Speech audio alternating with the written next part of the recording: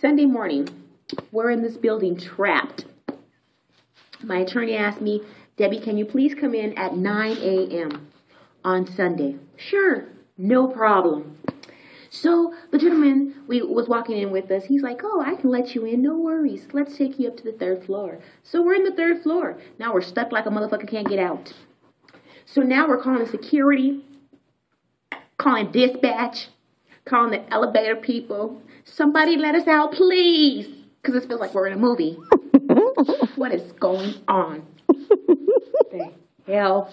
And then Brianna here, let me is laid out.